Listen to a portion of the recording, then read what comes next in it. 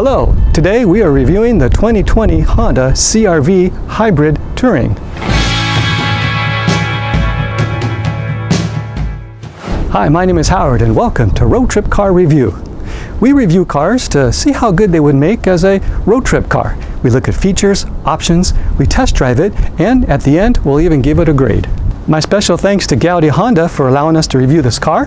If you'd like more information about Goudy Honda or how to purchase the car, see in the description below. And today we are looking at the 2020 Honda CR-V Hybrid Touring model. So let's take a look.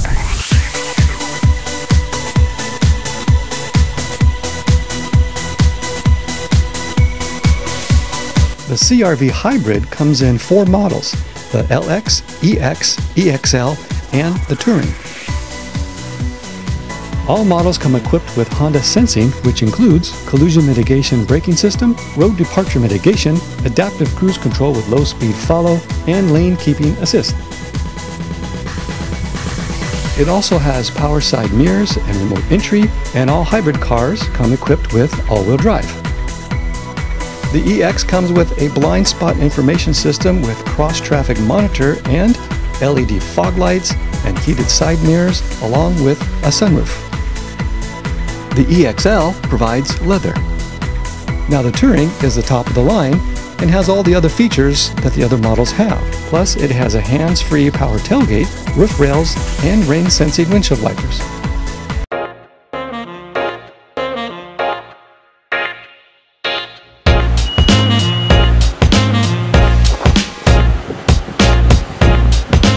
Okay, so this is the rear. The rear hatch here has a button that you can open it up and close it with. There's also a button on the front. The area on the inside looks like it's got some pretty good room in there. There's also a shade that you can cover up your cargo area.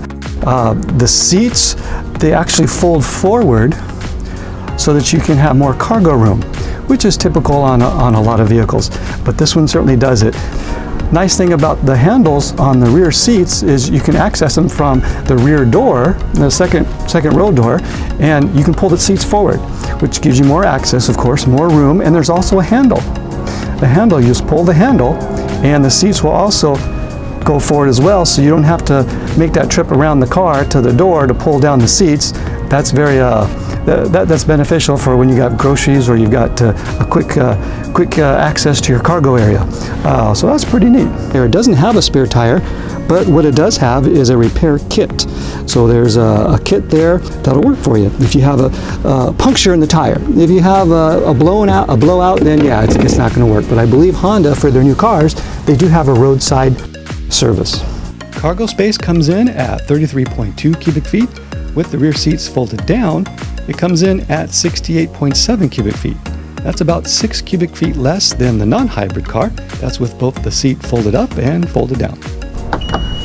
So push that button and it electrically closes on its own. All right, let's take a look at the engine.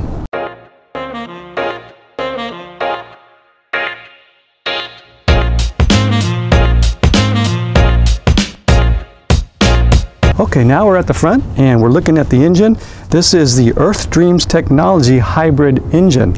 The Hybrid is a 2-liter, 212 horsepower engine and hybrid motor.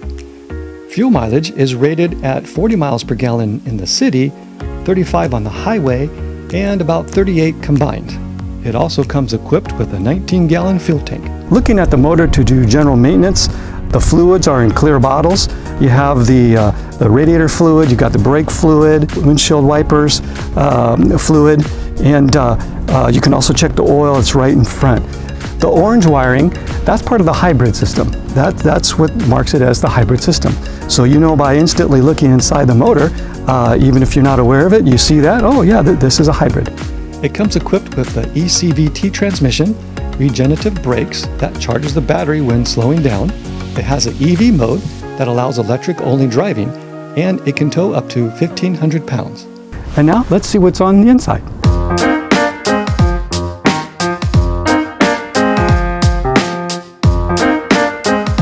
Okay, so I'm sitting inside the car now, and it's very nice. First impressions is Nice, nice. As far as seating position, it does have electric seat, and I have plenty of leg room. Now I'm about 6'2", 6'3", and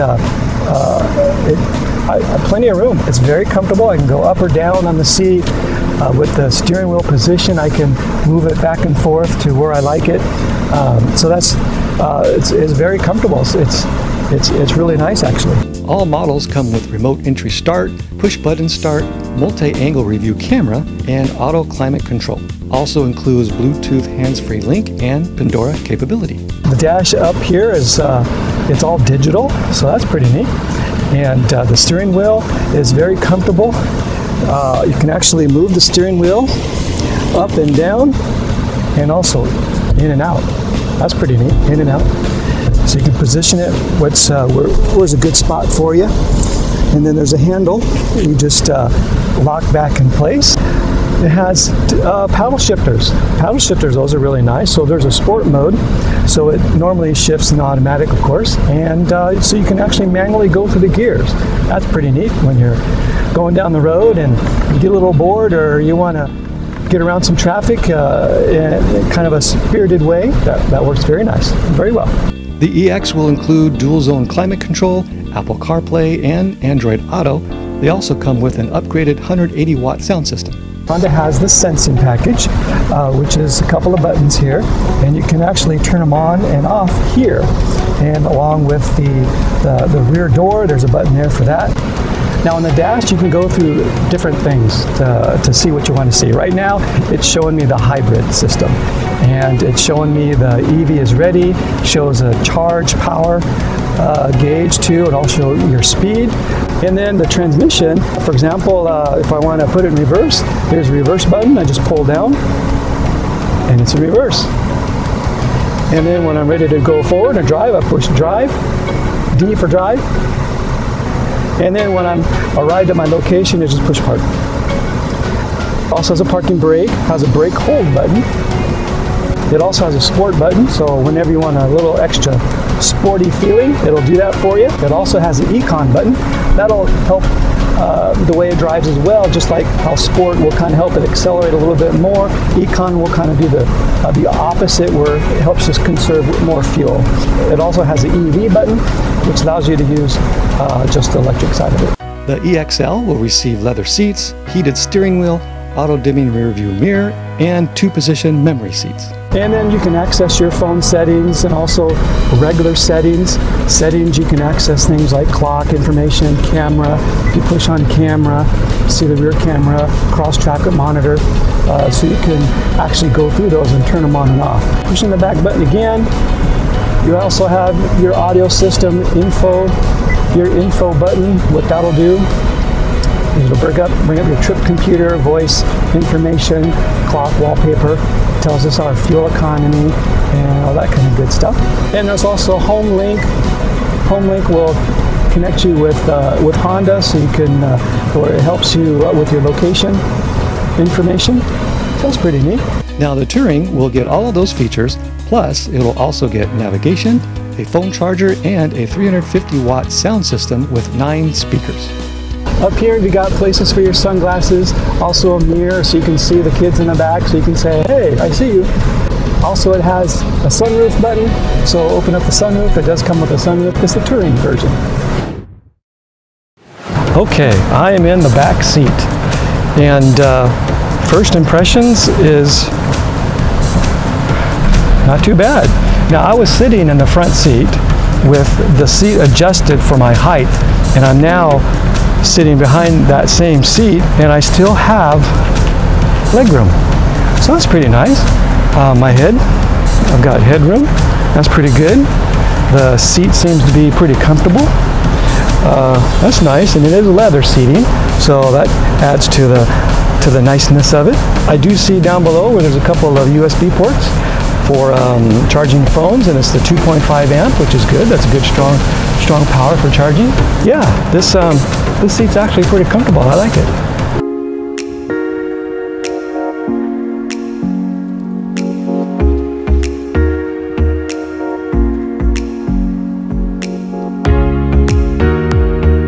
Okay, so now we're driving the CR-V. This is the CR-V Hybrid touring version. And we're going to get a stoplight here. And we're going to check a couple things like acceleration, some handling. Get a feel for it, see how it feels around town here. Get on an open road and see what that feels like.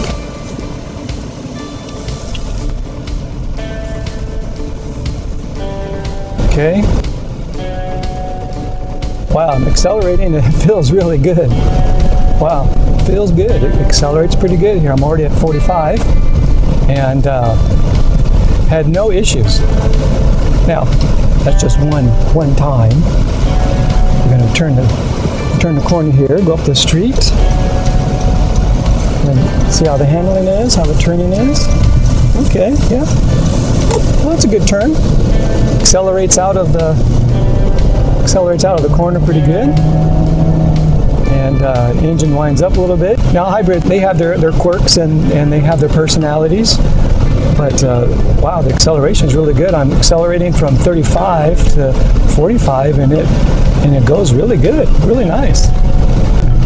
Visibility is pretty good. You can see how the mirror's good. The windshield's great. I see the humps on the hill over the wheel wells on the fenders. That looks pretty cool, but sporty, pretty nice.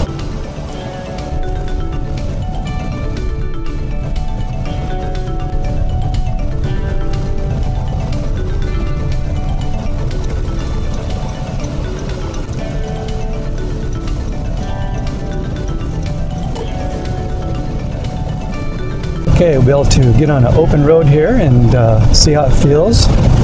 You know, it's smooth, but you can still feel the road a little bit.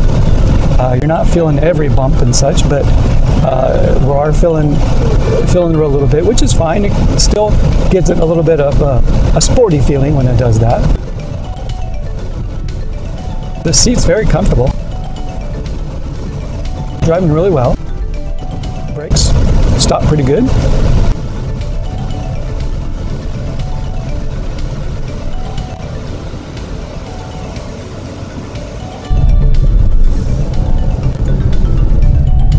Okay, here we go for another open road.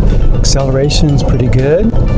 Just right out of the turn and letting off the gas, and engine calms right back down. Cruise is very nice. Not too shabby. When I changed lanes, the sensing let me know that there was a car behind me to make sure that it was clear, and that worked good. There was also some sensing let me know that there's a car in front of me, and right now there's the light on my mirror. It says there's the car right beside me on the left there, and there it is. Blind spot information system. This system will activate a warning light when there's a car in the lane next to you. Collision mitigation braking system. This system can help avoid collisions by applying brake pressure when another car or pedestrian is detected. Lane keeping assist. If the car senses it's trying to drift, this system will help keep the car stay in its lane. Now also there's a sensing that's on now as the lane would move a little bit to the right and the left, the sensing would pick that up, and it made a gesture on the steering wheel and to make sure that I knew that the lane was changing, and so that was a nice feature. Now you can turn some of that stuff off too. You don't have to have that on, but it's on and it felt pretty good. Road departure mitigation. This will help the car stay on the road if it detects crossing a detected lane without signaling. Adaptive cruise control. This will help the car maintain a set speed behind other cars when using cruise control. Cross traffic monitor. When reversing, this will detect cars passing behind you.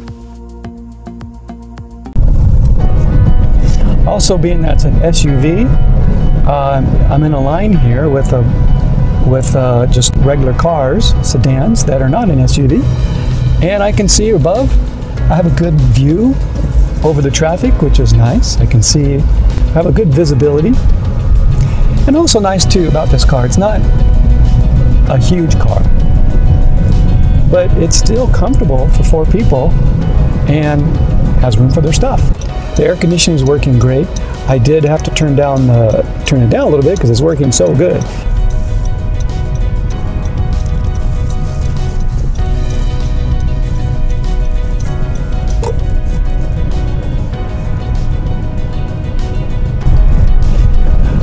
know, this car gives me the impression that it's good for the city and good for the highway.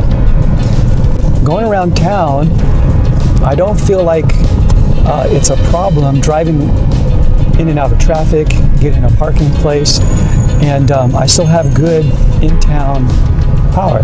So when I want to get going, I can get going. Also on the highway, now I'm not driving it on the highway this trip, but I've driven these before, and with the power that it has and the size that it has, it's a very good road traveling car. You feel secure, you feel like it has the power that it needs to, and the power that these cars have today have been an increase from the power that it's had previously. And even so, it's a really good driver. Now, is it gonna, go 180 miles an hour? No, but you don't want to really in this car. It's just a nice driving car. That's the impression that I get, that you really won't be disappointed. Is it the most luxurious or more sporty?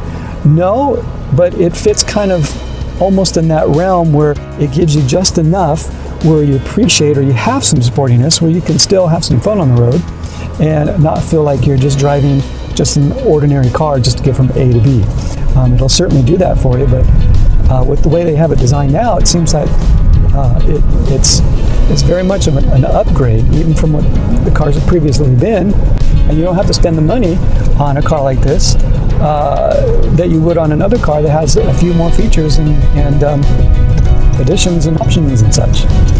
Well, we're pulling into the parking lot, and we're going to go ahead and take a look at how the car graded.